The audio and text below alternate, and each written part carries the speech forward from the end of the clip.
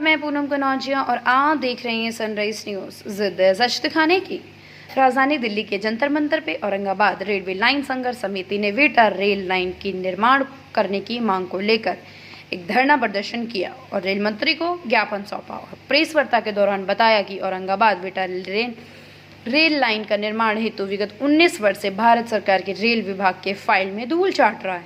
तत्कालीन 2 रेल मंत्री द्वारा अरवल एवं पालीगंज में शिलान्यास किया जा चुका है। हर बजट में भारत सरकार 25.50 करोड़ इस परियोजना में देकर झुंझुना थमा दे रही है। इस परियोजना के आसपास के 4 सांसद माननीय मंत्री से मिल चुके हैं, फिर भी रेल विभाग कान में तेल डालकर सोई है। बता दें कि औरंगाबाद वेटा रेल परियोजना भारत के मानचित्र पर नक्सल प्रभावित क्षेत्रों में से सबसे अति संवेदनशील इलाका माना जाता है। यहाँ बाथे, सेनारी, म्यानपुर, खगड़िचक, बारा, परिमारी, गनियारी में दर्जनों नरसंहार जैसी घटनाएं हो चुकी हैं। यहाँ तक कि यह इलाका बिहार का सबसे पिछड़ा, बेरोजगार, अविकसित क्षेत्रों में से एक है। यहाँ तक कि भारत देश में यहाँ ऐसा जिला का नाम अरवल जुड़ रहा है जिसके चारों तरफ रेलवे का कोई संपर्क नहीं है। बता दें कि इस परियोजना को 2007 में 118.45 किलोमीटर औरंगाबाद से वेटा जोड़ने का स्वीकृति प्राप्त है। 2004 से 2007 और आज 2023 तक लगातार धरना प्रदर्शन, सत्याग्रह तथा रेल रोको आंदोलन भी किया जा चुका है, परंतु सरकार के उदासीन रवैया के कारण आज भी यह मामला ठंडे बस्ते में ज्यों का त्यों पड़ा है।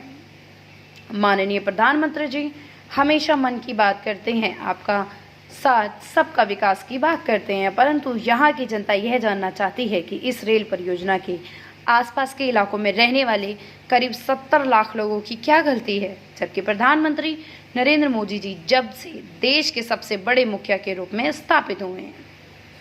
सनराइज न्यूज़ के लिए अतुल श्रीवास्तव की रिपोर्ट, नई दिल्ली से।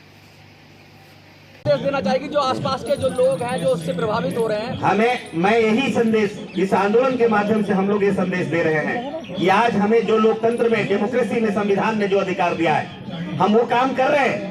हम आवाज लगा रहे हैं, हम मीडिया के माध्यम से बता रहे हैं, अखबार के माध्यम से बता रहे हैं, सोशल मीडिया के माध्यम से बता रहे हैं, प्रदर्शन के माध्यम से बता रहे हैं, इंटेलिजेंसी से बता रहे हैं, तमाम पुलिस के जो सूत्र हैं उनके माध्यम से बता रहे हैं कि आप जागिए, आप गरीबों की आवाज सुनिए, आप मजदूरों की आवाज सुनिए, आप किसानों की आवाज सुनिए। आप एक तरफ से कह रहे हैं कि इस देश में हम मोनो की तोहफा देना चाहते हैं, आप इस देश में मेट्रो की तोहफा देने जा रहे हैं, आप इस देश में बुलेट की तोहफा देने जा रहे हैं, वंदे भारत की तोहफा दे रहे हैं। शर्म करो प्रधानमंत्री जी, जिस देश के आज इतने बड़े नक्सली बेकार कमजोर क्षेत्र में आप एक साधारण रेल नहीं दे रहे हैं, तो आप कहते हैं कि भारत की आत्मा गांव में बसती है। क्या ये जो आप लेके बुलेट ट्रेन जा रहे हैं, आप अहमदाबाद से दिल्ली आप चालू कर रहे हैं, दिल्ली से अहमदाबाद चालू कर रहे हैं, तो क्या उसमें साधारण गरीब का बेटा उसमें यात्रा करेगा? क्या साधारण गरीब के बेटा को रेल नसीब होने वाला है? हम आज भी कह रहे हैं कि जो हम रेल मांग रहे हैं जिसमें खाकपति नहीं और करोड़पति दोनों बैठ सकता है, लेकिन आप जो रेलवे चलाने की सपना रखे हो उसमें गरीब का बेटा उसमें सफर नहीं करने वाला है। तात्पर्य है जो हम लोगों ने बैनर में भी लिखा, 19 साल पहले भारत के तत्कालीन रेल मंत्री श्री नीतीश कुमार जी और श्री लालू प्रसाद जी ने बेटा औरंगाबाद रेल लाइन का शिलान्यास किया और शिलान्यास करके ये भी महती जनसभा में वादा किया, वचन दिया कि मैं आज शिलान्यास कर रहा हूं और कल से रेलवे में काम लग जाएगा। ये पूरे भारत जानता है ये रेलवे कोई साधारण जगह में नहीं लग रहा है।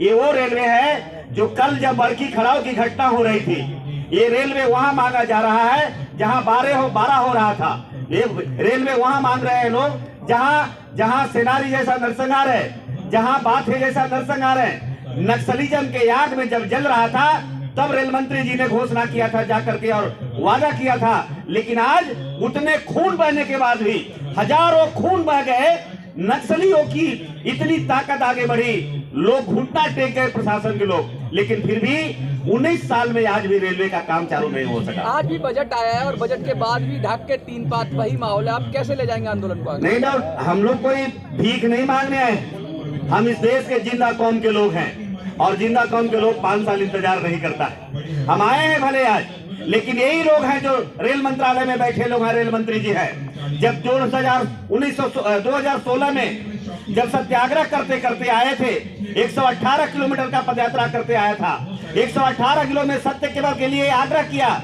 निवेदन किया था, डेलीगेशन दिया था। जब नहीं माने तो लगभग 1200 ट्रेनों को बाधित करने का काम किया था। दिल्ली से बंगाल की खाड़ी, दिल्ली से डिब्रूगढ़, दिल्ली से आसाम तक एक भी ट्रेन नहीं निकली थी, यहाँ तक कि बॉम्बे भी सारा प्रभावित था। आंदोलन ही रहेगा या वोट की चोट भी की जाएगी? वोट की चोट तो होगी। जो ये सामान्य 4 सांसद जो पुलाव खा रहे हैं पार्लियामेंट में बैठ करके, जो मजाक कर रहे हैं, हम उनके लिए मैं आज खास करके मैं कहना हूं कि आपके लिए भी एमपी साहब बड़ी चुनौती होगी।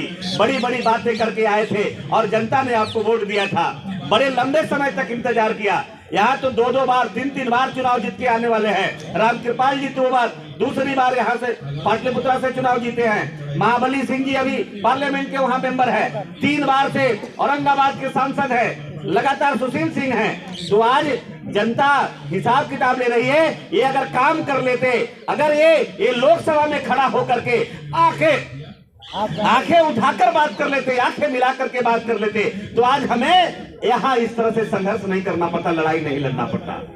बहुत सारे पॉलिटिकल लोग हैं आपके साथ, समाज सेवी